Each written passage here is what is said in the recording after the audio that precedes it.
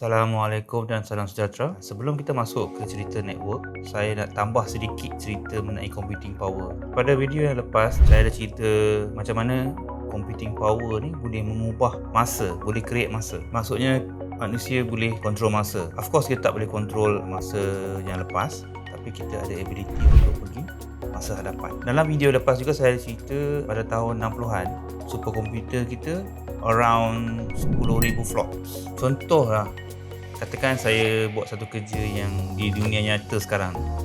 Saya buat tu kerja tu mengambil masa 1 saat. So kalau saya convert kerja 1 saat tu ke dunia digital, saya guna komputer tahun 60-an tu yang 10,000 flop.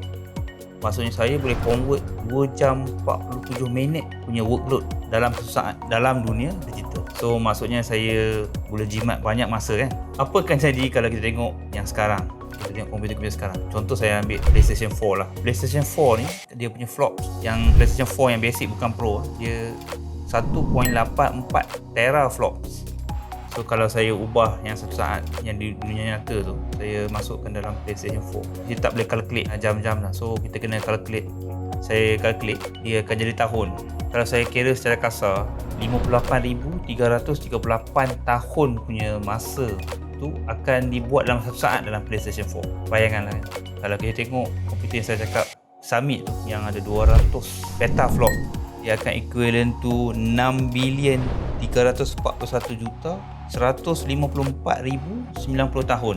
Korang bayangkanlah, tak tahu zaman berapa panjang kan. Jadi kita boleh faham di sini macam mana masa di dalam dunia digital dan masa di dunia nyata ni, real world ni tak sama kan. Kalau kita boleh convert event atau task ke anything daripada dunia nyata ke dunia digital, maksudnya kita boleh mining masa, kita boleh create masa. Kalau kita tengok reality sekarang, banyak device kan yang tukar daripada alam nyata ke digital. Contoh macam kamera, speaker, dan juga banyak device yang tukar daripada alam digital ke alam nyata. Contoh macam 3D printer kan, macam-macam lah kita boleh buat dengan 3D printer. Dan contoh lain seperti VR set kan, daripada dalam data digital terus nampak depan mata kan. So area ni boleh katakan area yang masih berkembang, tapi kena faham fundamental dia, sebab kita boleh manipulate masa dalam alam digital. So kalau kita fikir, kalau kita bawa kelajuan tu ke dalam alam nyata, memang tak boleh kan. Contoh, bila dimasuk ke alam nyata, mesti kita need satu arm ataupun mekanism untuk execute benda tu. So dia akan constrain dalam masa di dalam alam nyata ni. Jadi kita tengok banyak servis digital ni, dia based on data kan.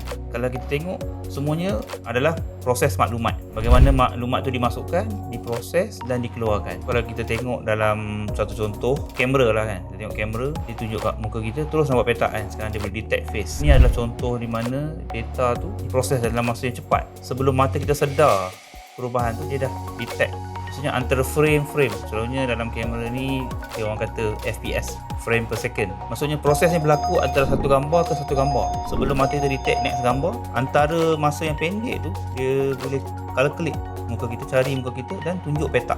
So inilah yang berlaku dalam alam digital. So, banyak contoh lagi lah kan. Game yang cerita lah, game memang dia real time processing kan. Sama macam video. Perkara-perkara ni adalah perkara yang biasa sekarang.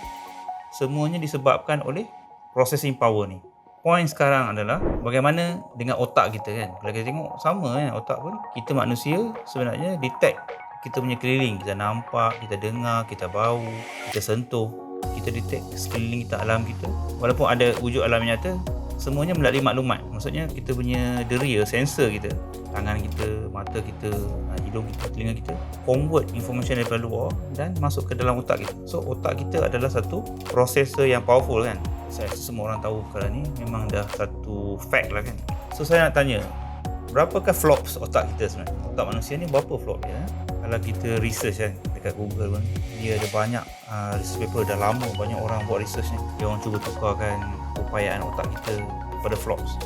Of course lah, benda ni tak accurate sebab otak kita bukannya digital kan, dan cara otak kita proses yang maklumat ni pun tak sama langsung dengan komputer. Kalau kita tengok sekarang AI macam deep learning, dia orang cuba nak simulate how kita punya brain cell synapse tu berfungsi dalam software komputer. Rata-rata saya tengok research dia predict otak manusia ni around 10 kuasa 12 ke 10 kuasa 28 flops. Yang paling bawah tu dia around 1 teraflop. Saya rasa tak logik lah kan. Tapi kalau kita tengok kebanyakan average tu around 10 kuasa 18, maksudnya 1000 petaflops. Kalau kita tengok dengan komputer yang paling laju sekarang around 200 petaflops, dah tak jauh. Kalau kita tengok gambar rajah yang sini, satu gambar rajah, kita dapat tahu tak lama lagi komputer power akan melebihi keupayaan otak kita. So, dia orang ramalkan around 2023, lagi 3 tahun. Kita tengoklah macam mana kan. Yang lagi menariknya, prediksi ni kata pada tahun 2045 computing power yang ada di bumi ni akan surpass, maksudnya semua kapasiti brain manusia yang hidup.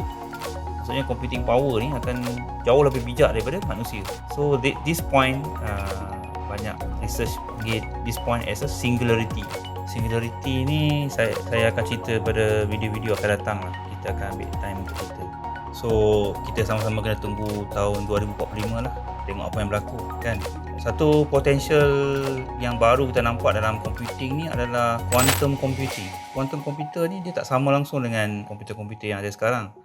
Contoh Google baru-baru ni dia ada release, kata dia orang dah berjaya buat quantum computer.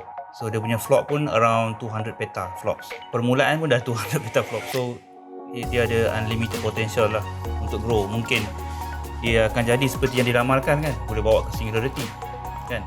Tapi kita kena tengok juga research area brain neurology pun makin berkembang. Brain manusia pun banyak potential, banyak benda yang kita tak tahu lagi. So research ni juga buka potensial otak manusia kan, macam-macam. Jadi kita sama-sama dah tengok kan macam mana perkembangan computing power. Dalam masa beberapa tahun ni kita akan nampak peningkatan yang sangat-sangat mendadak. Setakat ini dulu kali ni. Kita jumpa lagi dalam video-video yang akan datang. Okey, Assalamualaikum dan salam sejahtera.